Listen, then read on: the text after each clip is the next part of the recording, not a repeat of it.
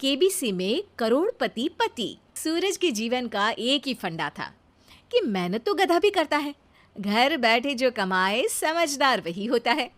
इसीलिए उसने कभी नौकरी ही नहीं ढूंढी। इस बात से हालांकि उसकी पत्नी शिखा बिल्कुल भी अग्री नहीं करती थी, पर फिर भी सूरज को समझाना बेकार था। टीवी में कैसे बनोगे करोड़पति का ऐड देखकर उसे लगा कि बस अब तो घर बैठे ही वो करोड़पति बन सकता है, और उसके पीछे उसने अपने सारे सोर्सेस एक्टिव कर दिए।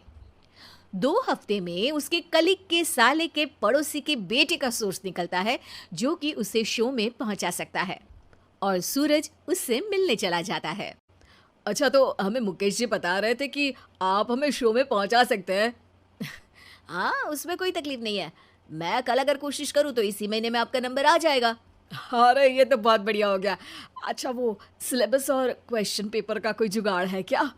हैं? उसका तो कोई जुगाड़ नहीं है। तो वो वाकई में कुछ भी पूछ सकते हैं? हाँ, वो तो बच्चन जी पर है, जो पढ़ते हैं वो पूछ लेते हैं। पहली कोशिश फेल होने पर अब सूरज के सामने एक बहुत बड़ा सवाल था कि आखिर जवाब कहाँ से लाए।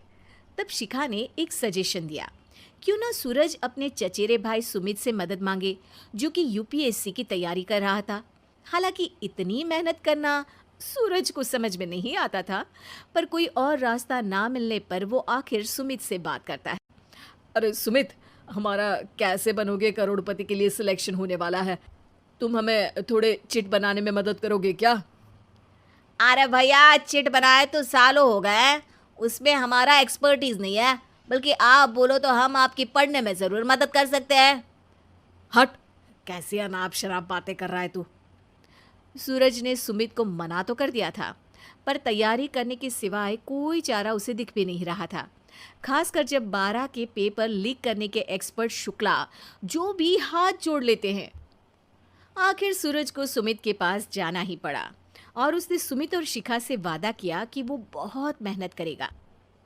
1 महीने की तैयारी के बाद फाइनल हुआ कि शो से 1 हफ्ते पहले एक ट्रायल खेला जाएगा, जहां पर सारे रिश्तेदार ऑडियंस की जगह पर होंगे और शिखा सवाल पूछेगी। दूर दराज से भी रिश्तेदार आकर हाजिर हो गए देखने कि आखिर कैसे बनेगा सुमित करोड़पति।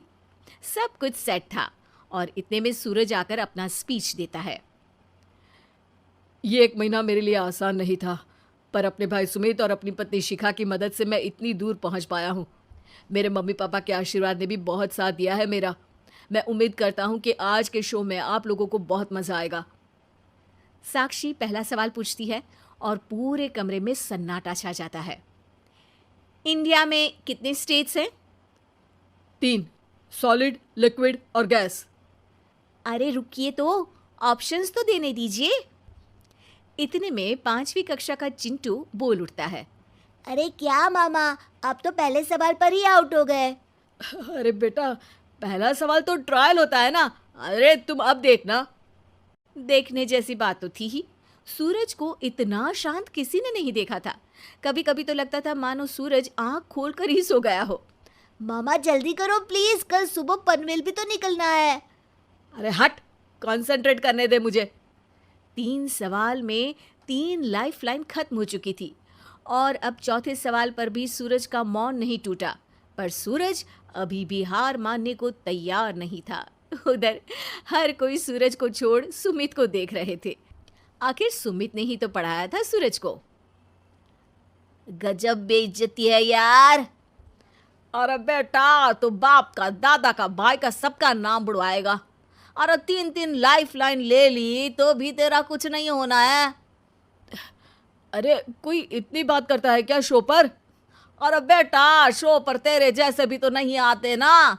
सूरज की ये जंग आखिर 1 घंटे बाद 5वें सवाल पर खत्म हो गई, जब उसने इंडिया के नेशनल बर्ड का नाम कहा, कौवा। अरे बेटा, मजा तो बहुत आया, बस थोड़ा टाइम पर खत्म होता तो आनंद भी आ जाता। ताने बारिश के बूंदों की तरह बरस रहे थे, और सूरज को भी समझ आ रहा था कि ये करोड़पति बनना शायद उसके बस के बाहर की बात है। पर वो आखिर ये बात मान कैसे लेता? वो सख्त लौंडा जो ठहरा, उसने सोचा कि बेइज्जती तो हो ही चुकी है, पर अगर मैं हार नहीं मानूं तो शायद कुछ हो सकता है।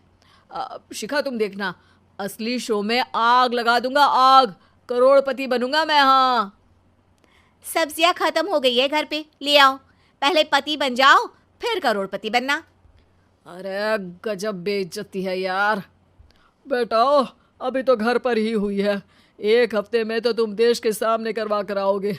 वैसे जब टीवी पर जाओ ना तो बस अपने मम्मी का ही नाम लेना, ठीक है? कोई पूछे तो बोलना कि पापा नहीं है मेरे। अरे पढ़ाई की, पेपर निकलवाए, इतने सारे लोगों को खाना खिलवाया, क्या फ़र्क पड़ा? इसीलिए मैं कहता हूँ कि मेहनत तो गधा भी करता है, घर बैठे जो कमाए वही सिकंदर। लेकिन मामा, गधे भी जानते हैं कि हमारा राष्ट्रीय पक्षी मोर है।